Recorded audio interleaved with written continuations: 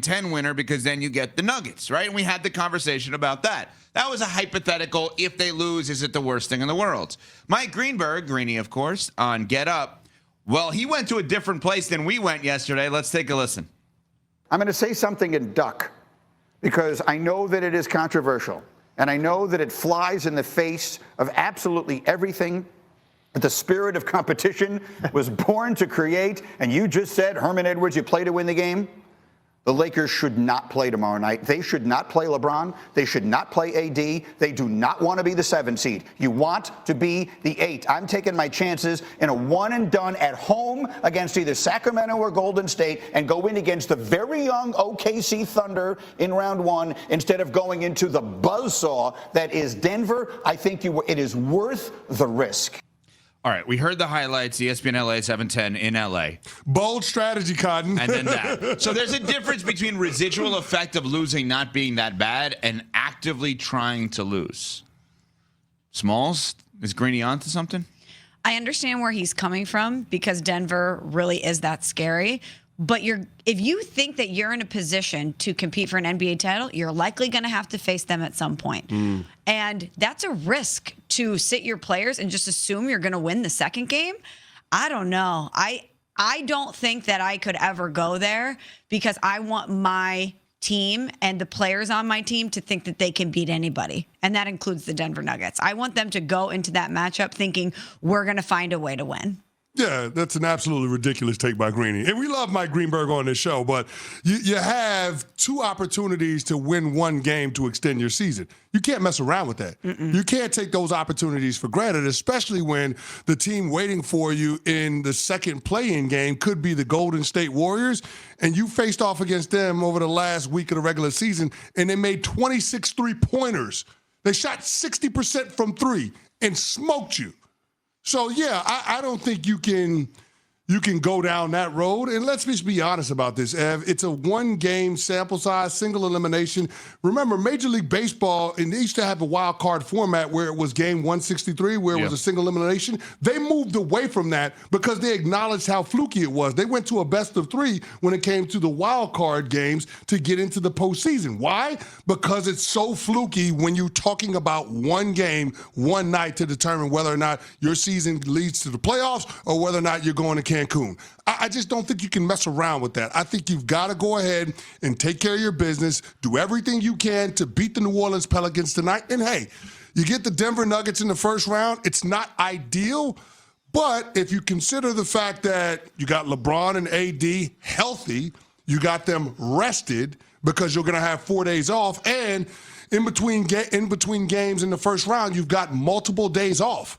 Like, if you're ever going to pick that type of scenario, that would be what you want in order to give yourself a chance to beat the Denver Nuggets. Because remember, you're not going to be guaranteed multiple days off between games in any other round of the playoffs except for the first round. So it just makes sense if it's got to be this way, if you've got to fight your way out of the play-in and your prize is the Denver Nuggets, I guess it just makes sense to think that, LeBron, AD, healthy and fresh is going to give you the best chance of beating Denver. Now, that being said, I don't think we have a snowball's chance in hell of beating Nikola Jokic and Jamal Murray and company. But I guess if you want to say the Lakers have a better chance playing them now as opposed to, in the second round or the conference finals, then yeah, I could walk down that road. I could get down with that logic. So I hate to take it here, but we always do the LeBron-Michael comparison. Do you think Michael Jordan would ever be afraid of any opponent, regardless of how well they're playing at the time? No. And if LeBron James and the Lakers did that in order to avoid Denver, we would crush them. We would absolutely crush LeBron. That would be something that would be brought up all the time. Oh, LeBron and the Lakers were afraid to go up against the Denver Nuggets. And I don't think if I'm LeBron, I would ever want to put myself in that position. And if they actually rested those 2 guys tonight, Adam Silver, the commissioner of the NBA, would have to hand out the single biggest fine in the history of the league. Ooh. How can you not?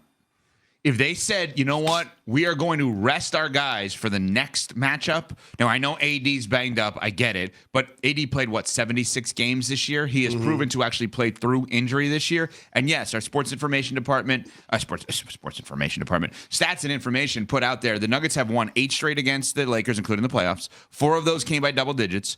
all but won by at least 5 points. Denver went 16-4 last season in the playoffs, 10-1 at home. So all of the numbers favor Denver. But if you were to rest LeBron James and Anthony Davis and basically tank the game tonight, Adam Silver would have to give out the single biggest fine in the history of the league for basketball competitive reasons. Because it's cheapening the product? You cannot tank a playoff game. And I understand there's a difference between a play-in and a playoff. I get that. But this would be such an unbelievable insult to everything that the league is trying to create here in terms of competitive balance and jockeying for position. There's no way the Lakers will do this. I think the general theme is the residual effect of losing tonight, if you're the Los Angeles Lakers, is not the worst thing in the world. Because then you still have a shot to win and get in and play the Thunder. That's not the worst thing in the world. No, it's not the worst thing in the world, but assuming that Golden State Warriors can summon that championship DNA against the Sacramento Kings, you feel good about going up against Steph Curry? No, never. But I also, right, so that's why you have to go all in tonight, obviously, against the Pelicans, which I believe that they will. I have no reason to think. The Pelicans have won 3 of the last 4 against the Lakers, right? The Pelicans, I don't have that in front of me right now. I think that's their season record against the Lakers. Well, they just won the Lakers won the last one. Yeah, that's what on I'm saying. Sunday. Yeah. But we will have the play-in action tonight, Kings and the Warriors this evening. It's not going to happen.